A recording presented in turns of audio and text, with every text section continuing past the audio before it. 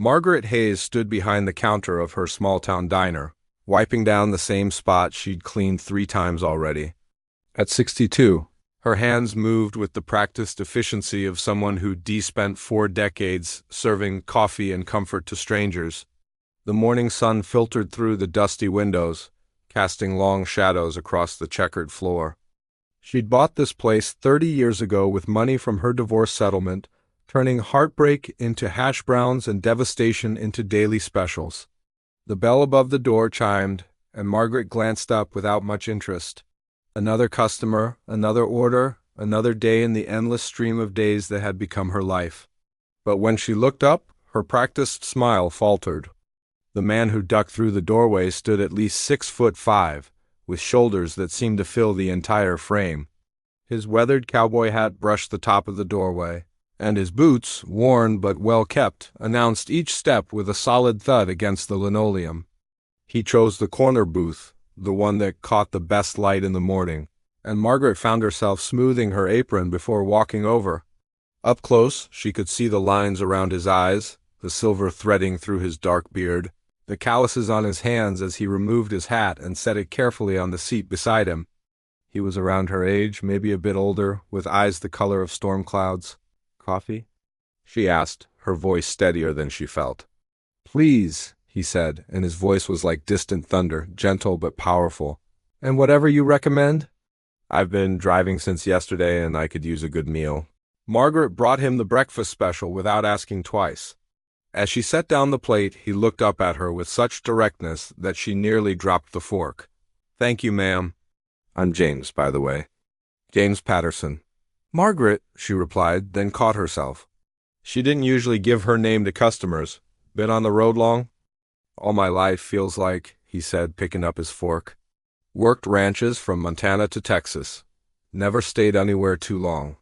Guess I was always looking for something, though I couldn't have told you what." Over the next week, James became a regular fixture at the corner booth. He'd arrived in town to help his nephew with a struggling cattle ranch just outside the city limits. Each morning, he'd come in before dawn, order the same breakfast, and talk to Margaret in that slow, deliberate way of his. She found herself arriving earlier, making sure the coffee was fresh when he walked through the door. Her daughter, Sarah, noticed the change immediately when she visited that Saturday. "Mom, you're humming," she said, eyebrows raised. "You never hum," Margaret waved her off. "Don't be silly. I'm just in a good mood. Is it that cowboy everyone's talking about?" "Mrs. Chin said he only has eyes for you." Margaret's cheeks flushed. "That's ridiculous. I'm too old for all that nonsense.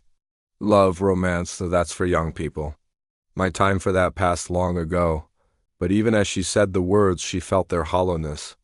That evening, when James came in for dinner instead of breakfast, her heart did a foolish little skip that made her feel like a teenager. "Would you take a drive with me tomorrow?" he asked as she refilled his coffee. "There's something I'd like to show you." Margaret's first instinct was to refuse. She had the diner to run, responsibilities, a life structured around routine and safety. But something in his eyes made her say yes.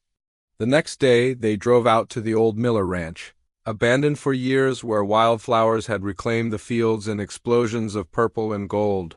James spread a blanket on the hillside, and they sat watching the sun paint the sky in shades of orange and pink. "I've been alone most of my life," James said quietly. "Thought I was too set in my ways, too old and worn out for someone to want me. Convinced myself I was better off solo. Then I walked into your diner, and Margaret, it was like every road I'd ever traveled had been leading me right to that door." Margaret's throat tightened. "James, I'm not young anymore. I'm set in my ways too. I've got gray hair and bad knees and a diner that demands every hour I have." He turned to her then, and the look in his eyes made her breath catch. "I've waited all my life for you," he said simply.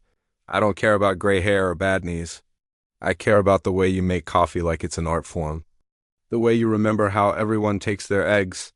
The way you've built something beautiful out of pain. That's not old, Margaret. That's wisdom. That's strength." Tears spilled down Margaret's cheeks before she could stop them. "I'm scared," she whispered.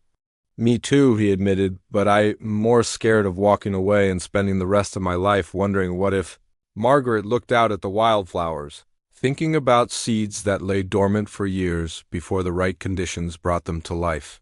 Maybe hearts were like that too. Maybe it was never too late for new beginnings. She took his weathered hand in hers, feeling the calluses and the warmth.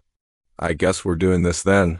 James smiled, really smiled, and Margaret felt spring returning to a heart she'd thought was permanently winter.